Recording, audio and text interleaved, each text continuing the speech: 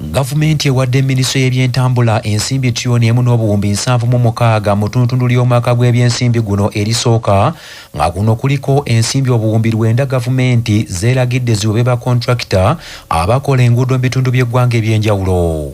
Kinajjukira nti ba kontrakita bano abakola enguudo baali emirimu baagisuulawo olwa gavumenti okulwako okubasasula. Obuwumbi buno olw'42 gavumenti zeewadde Minisitule y'ebyentambula okusasula ba kontrakita tundutundu ku nsimbi tiriyoni 17 gavumenti ng'eyita mu Minisitule y'ebyensimbi zeefulumizza enkya ya leero okugenda mu bitongole bya gavumenti eby'enjawulo nga ku zino za tundutundu ly'omwaka gw'ebyensimbi 2025-2026 erisooka.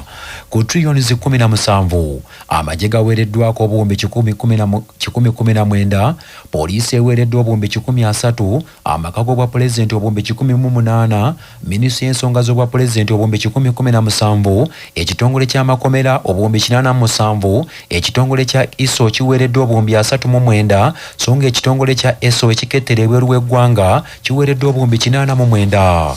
Ekitongole ekiddukanya ekibuga Kampala ki KCCA kiweereddwa obuwumbi 48, minisitule y'ebyenjigiriza eweereddwa obuwumbi 43 okuddukanya ekisaawe ky'ebyenjigiriza, so nga yunivasite za gavumenti ziweereddwa obuwumbi 57. Obuwumbi 73 buweereddwa ekitongole ekigula eddagala mu malwaliro ga gavumenti ki National Medical Stores, so nga obuwumbi 262 busindikiddwa mu minisitule y'ebyobulamu okukola ku kisaawe ky'ebyenjigiriza. Gavumenti ez'ebitundu ziweereddwa obuwumbi 382 okuddukanya emirimu, era nga gavumenti okufulumya ensimbi zino kulangiriddwa omutesiteesi omukulu mu minisitule y'ebyensimbi Ramadhan Gobi, era nga yavunaanyizibwa ku ggwanika ly'eggwanga ng'asinziira mu lukuŋŋaana bannamawulire alangiridde ti gavumenti ensimbi ezo ezitadde. Ebyo nga bikyali awo omukulembeze w'ekibiina kya National Unity Platform Robert Kyagulanyi Ssentamu alabudde ekibiina ekitaba bannamateeka mu ggwanga ekya Uganda Law Society okukomya okusirika n'okuzingira emikono emabega ng'ebikolwa ebifutyanka eddembe ly'obuntu bigenda mu maaso mu ggwanga, abasabye babeeko kye bakola. Kyagulanyi Ssentamu abadde asinkanye bannamateeka mu lukuŋŋaana lwabwe lwe batuumye back on track olugendereddwamu okutema empenda okuzzaawo enfuga ya ssemateeka mu ggwanga gye balumiriza nti eseebengeredde nnyo. Robert Kyagulanyi Ssentamu anokoddeyo ensonga ezinyiga abantu ezigenda mu maaso mu ggwanga omuli okuwamba n'okubuzaawo bannansi, okukwata abantu olw'ebyobufuzi n'ebirala nga bannamateeka basirise, kwe kubasaba bakozese obukugu bwe baafuna okutaasa eggwanga lino liddeyo ku musingi ogw'enfuga ey'amateeka ng'ekitali eky'ebintu si byakutambula bulungi.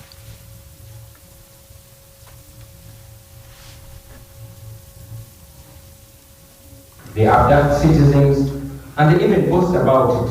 They keep them in incommunicable detention for days, weeks, months, and sometimes even years. And then, at their convenience, they present them to the courts of law, and nothing is done. Now, this, ladies and gentlemen, speaks of two ironies.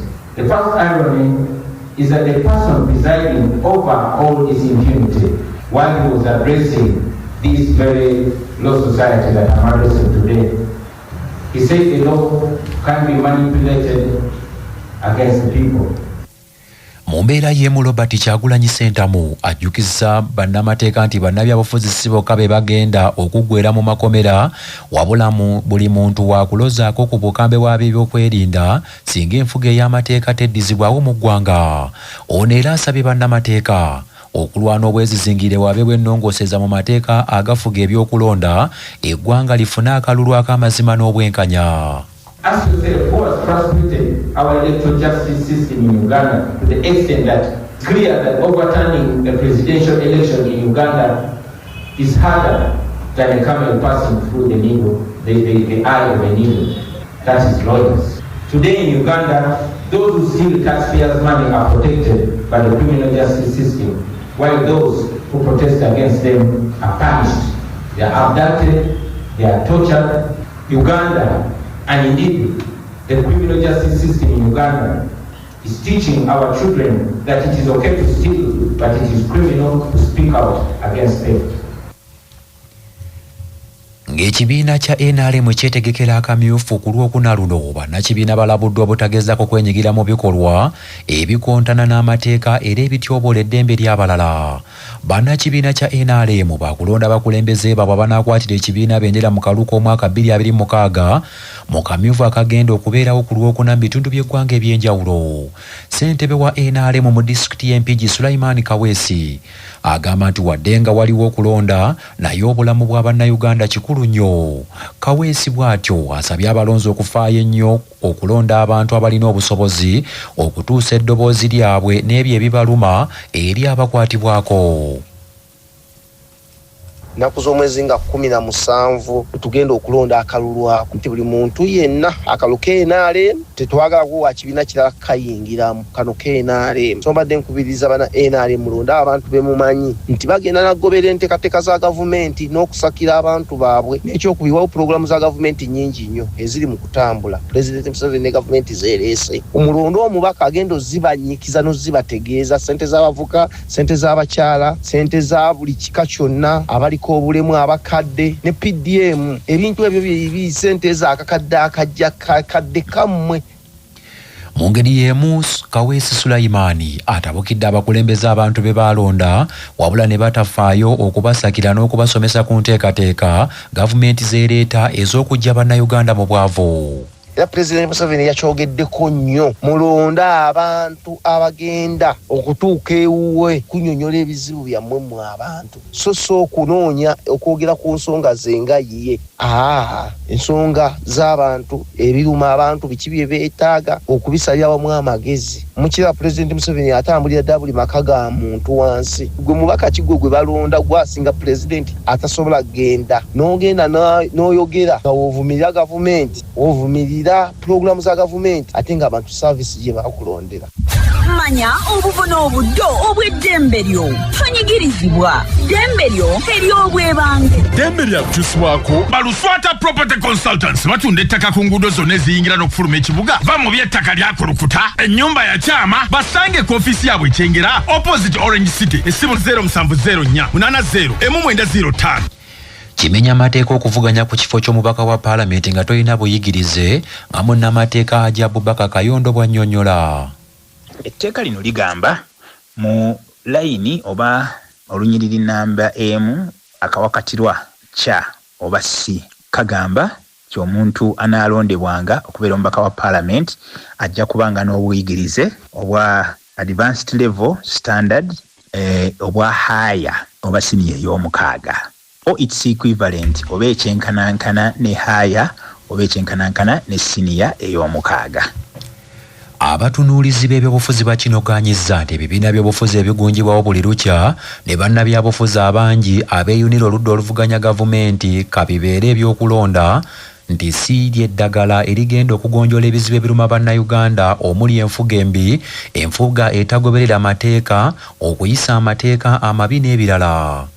Bino birimu alipoota ekoleddwa bannamateeka okuli Godbert Mushabe, Andrew Kalamaji, Baneti Musasizi ne Job Kija etuumiddwa Guns Everyone ng'ekkaatiriza nti Uganda kaakano efugibwa ku mudumu gwa mmundu eby'amateeka baabivaako dda. Alipoota eno efulumiziddwa ku Protea Hotel mu Kampala eraze nti Uganda ya leero amasiga agakola gavumenti 3 okuli ery'amateeka, essiga effuzi ne paalamenti ebintu tebitambula bulungi. Bannamateeka bano bagamba nti okutuusa nga amagye gaggiddwa mu by'enfuga y'eggwanga teri kyamaanyi kisuubirwa kubeerawo mu ggwanga naddala emirembe mu nsi eno. Godibert Mushabe ne Andrew Kalamaji mu kwogerako ne bannamawulire bagambye nti kaakano eggwanga nga lyetegekera akalulu k'omwaka 2026 kisaanidde abakulembeze okutuula awamu bakkaanye ku ebyo ebiyinza okuleeta emirembe saako okukulaakulanya eggwanga.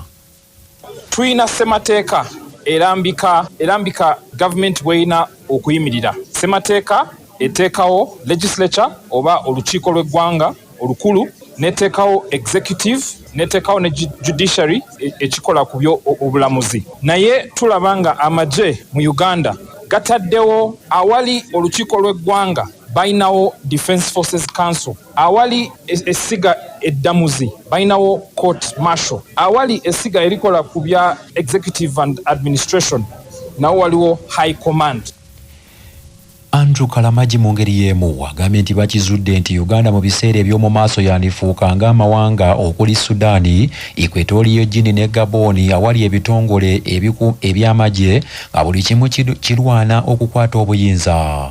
Biseera ebijja mu maaso mu transition eruubirirwa oba enkyukakyuka eruubirirwa tetumanyi engeri ki gy'enaabeera, naye okuva mu bye tuzudde mu kusoma kuno tutuuse tulabye nti akalulu nga kano akali mu kubindabinda tekasobola kumalawo bizibu bino bye tuzudde. Twewale nnyo okulaba nga tugenda amawanga amalala nga Sudan, Gabon gye galaze agagenze mu butabanguko, kubanga bw'otunula nga Sudan balina RSF, balina n'eggye eriri regular. Kyekimu wano Uganda tulina Special Forces Command, RSF ng'eya Sudan, ate tulina n'amagye aga bulijjo.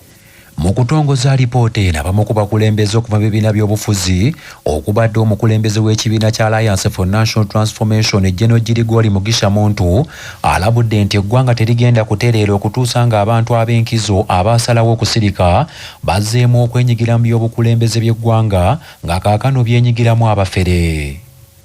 Abafere ne bayingira ne babeera abangi ate bwe bafera abantu ate abantu ne bakaaba amaziga kati baagala wabeewo ki omufere ajja ku ebyobufere gwe bw'onoovaamu ng'oli mulungi ate n'otuuka era embeera n'ekunyigiriza kati obadde olowooza nti omufere anaakola ebirungi kineewuunyisa n'okukitegeera kyekintu kyesitategeera kwegamba kubanga mu Uganda abantu abalungi bangi beekwese mu bizinesi beekwese mu makereziya mu makanisa mu mizigiti beekwese mu professions ate bakaaba buli lunaku nti ebintu bizibu.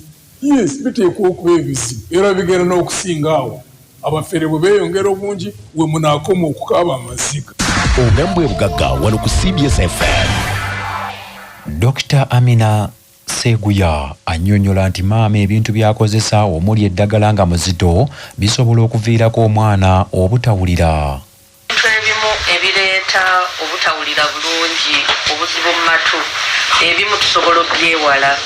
Omukyala bw'abeera olubuto n'agenda n'anywa eddagala n'alinywa bulungi, bw'aba alwadde n'ajjanjabibwa mu ddwaliro n'atanywa mwenge oba sigala ng'ali lubuto, bw'atuuka okuzaala n'azaalira mu ddwaliro. So tukimanyi nti bwe tugenda tukula okuwulira tukusuubira okukendeera.